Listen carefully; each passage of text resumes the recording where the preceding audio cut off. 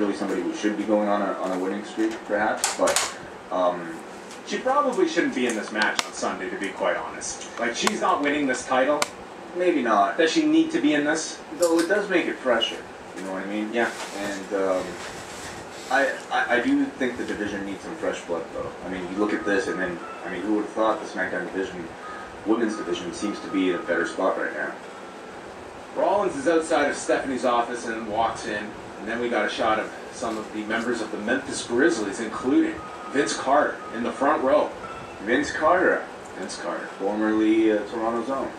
I didn't know he was still playing. The guy's like 39. Yeah. Well, he left here a long time ago. Everyone just moved on in Toronto from Vince Carter.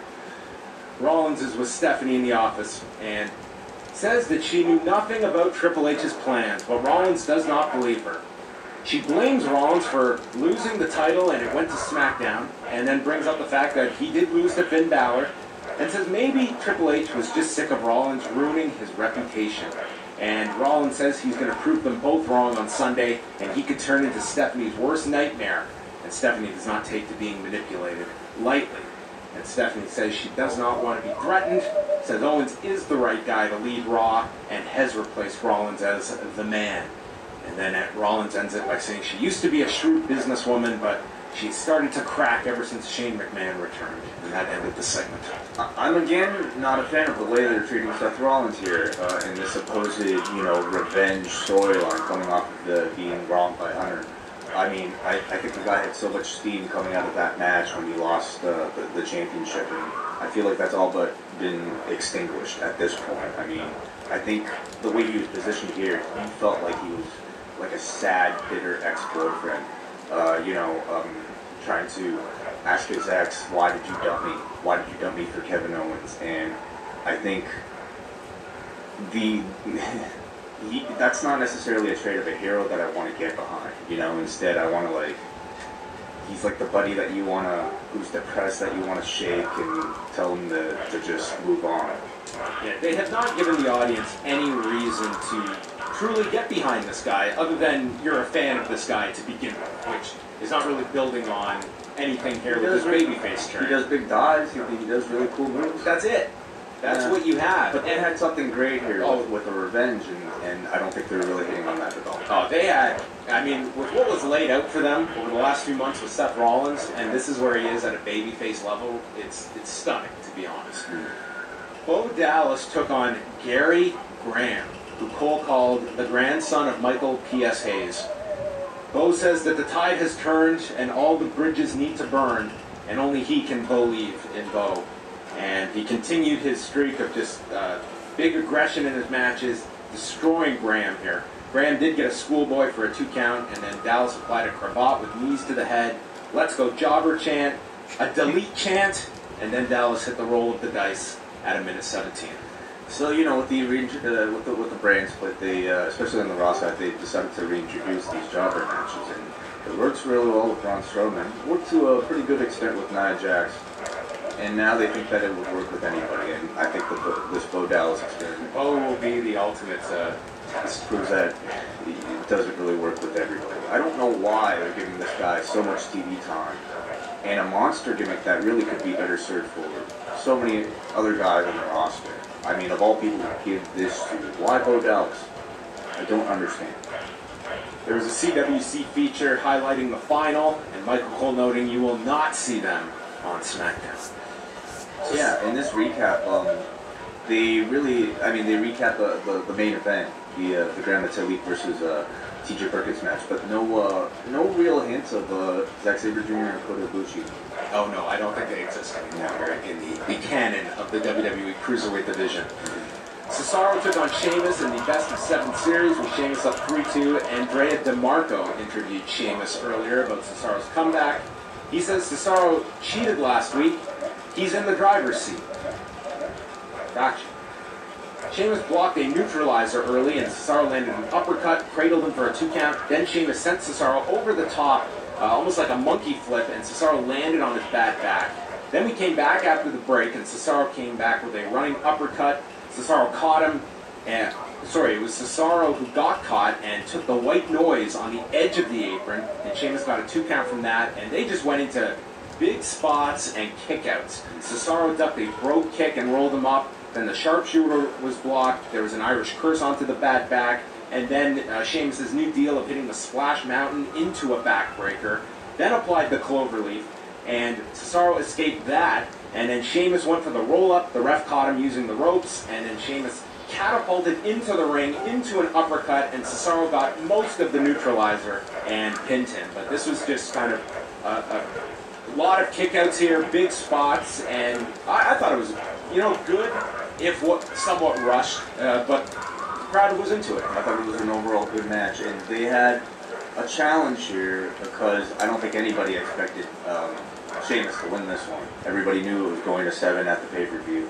So they had a real challenge ahead of them in this match, but I thought they did a good job with the stacking of Sheamus' finishes, especially that Celtic cross, dropping Cesaro on his back.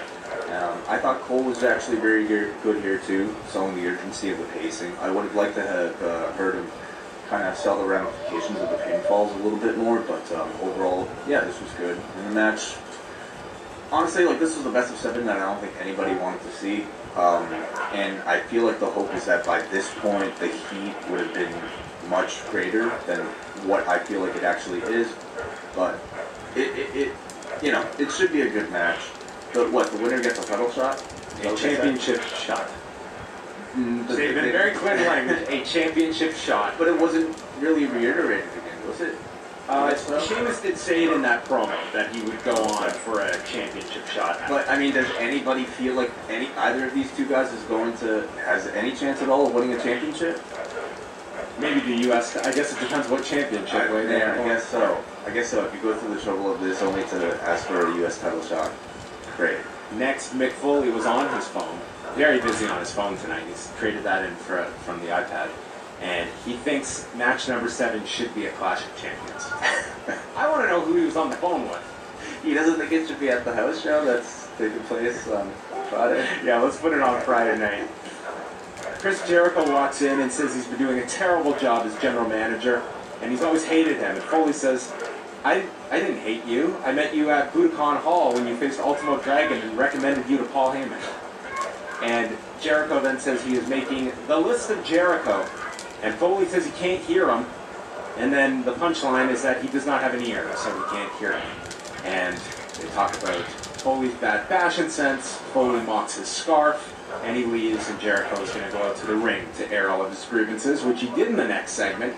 Coming out, and he's got his list, he calls Sami Zayn a happy-go-lucky leper, and then gets interrupted by Enzo and Cass, and this crowd loved these two. Oh yeah. These were like 2 of the biggest reactions on the show. They just love these two. Enzo says that Owens and Jericho cannot be best friends because no best friend would allow someone to come down dressed like Jericho. Cass then runs through all the other best friends that Enzo and Cass are like, such as Bart and Milhouse, Beavis and Butthead, Bert and Ernie, Owen Wilson and Vince Vaughn, and Ashton Kutcher and Danny Masterson. And were they best friends on the show? I thought it was like Fez.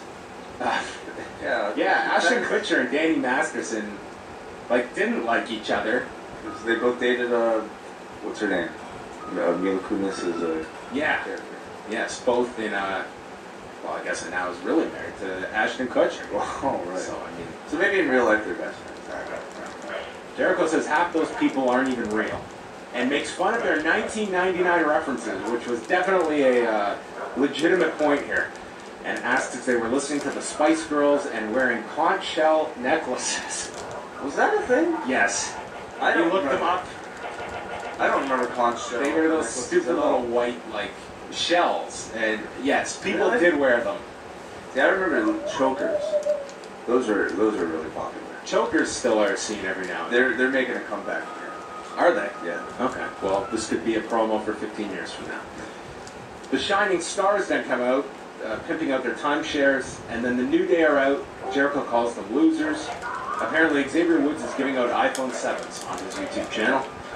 Anderson and Gallows come out and said that they beat the New Day last week and make fun of everybody. Jericho says he has a new list of stupid idiots. All of these people are on them. Sami Zayn runs down to attack Jericho. Amazing how these numbers work out, and we came back and we got a 10-person tag. All of the aforementioned names. Big E and Kofi double-teamed Epico. Then Cass got the tag, firing up on Primo. Epico made a save. Enzo then flew over the top to the floor. Cass hit a big boot, sending Epico to the floor, and then Big E launched Kofi over the top to Anderson and Gallows. Jericho and Zayn traded strikes. There was a Greco-Roman knuckle lock into a tornado DDT, and then Zayn hit a haluva kick to Primo, and it finished with the Bada Boom Shakalaka, and Enzo pinned Primo at 5 minutes and 28 seconds. Did I get it all? Yes, you did. And, I mean, I don't think the segment really added any heat to the matches at the pay-per-view. Really just there to remind you that these matches are taking place. My big question coming out of this, though, is how is TJP going to dab when Enzo has claimed the dab on Raw? Man, that's going to be something to build to. That's a match. It is. Yeah. But as most watching Raw that did not watch the Cruiserweight Classic, they probably don't even know who you're talking about. Yes. Mick Foley is in the ring, and let's be honest, Mick Foley, one of the great promos of all time. This was not one. No. This was rough. He went to quote Mark Twain about it's not about the size of the dog in the fight, but it's the size of the fight in the dog. And let's be honest, he certainly stumbled through getting that out, but he did get it right. But he was not quite sure if he did or not. And the crowd was kind of just, okay, it's Mick Foley, but this is not going smooth. And Foley then just calls it out. It's like, did I screw that up? And he repeats, it's like, I think I got that right. And he was accurate. And then he tripped over another word in here. Like, this was not a good outing for Mick Foley, who was bad. Yeah. To the point where, like, he gets to the introductions, and I don't know if he was supposed to pull his cue cards out when he was introducing Rich Swann. Should have pulled those things out from the get-go. Maybe. Yeah. I mean, like, this was bad. Your job is you've got to be doing promos. Oh, and a very important segment. Yes. They should have flown in Daniel Bryan, man. I don't care if he's a SmackDown GM. Well, I will say, like, we kind of just, we watch all these segments. I mean, this guy's given a lot of stuff. Fully. Like, that opening segment, he's there throughout all of the shows, and he's probably working close to the script as well. It doesn't seem like he's detouring off that much. But this was certainly a rough introduction. And then he introduced the 4 cruiserweights that would be competing tonight with, first of all, Rich Swann comes out, and he's the only one of the 4 who doesn't get a promo, an insert promo. They did give one to Gran Metalik in Spanish without a translation. I guess it is Hispanic Heritage Month, and we could go out of our way to translate this, but this was as effective as that post-match interview with him on the finale last Wednesday, where they didn't translate it to English. They've actually done this before with, I don't know if it was Kalisto or somebody else on the roster. And, I mean, I guess they're just respecting their Hispanic audience to understand. Can we get subtitles? It is a pre-tape. Sure. I would love that. This was just strange. Yeah.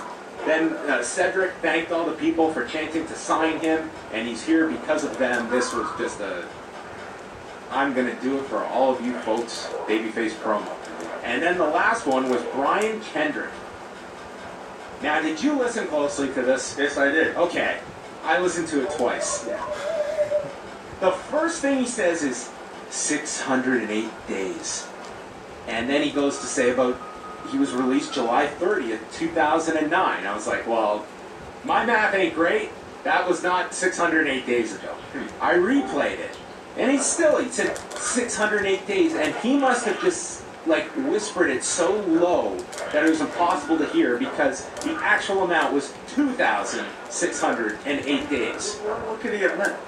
What could he have meant? It was 2,608 days since he was released from the WWE. 2,000. Yes, but all you can hear was 608 days. Well, and there's no way he said 2,000 there unless he was just like whispering. Was that the first thing that he said? I went back and all I could hear was 608 Right. days. Okay, so that means maybe they brought the audio up late. They might have. Yeah. They might have. Well, by their screw up then, they made this promo sound just like this guy's an Well, idiot. that wasn't even the weird part of the promo. did you have anything more to say? Because because if you don't, because I do, Kendrick goes on to talk about that was when I was featuring Endeavor, and they thought I was through, and so did I. Cut. Okay. Like, this felt like he cut a 2-minute promo, and they're like, we only need 15 seconds. Yeah. And they just cut this part that didn't... There was no beginning or end to this. They thought I was done, and so did I. And, you know, like, that's really weird. He clearly had way more to say than this, and whoever was cutting this thing together just decided to cut him off early, and not off to a great start. This, Yeah, we're going to talk about this. They were then told that they were going to have a fatal 4-way, and the winner will get the Cruiserweight title shot against T.J. Perkins on Sunday. Now, they changed up the whole lighting. It was all purple. The canvas, not the canvas, but the... all the monitors, panels. all the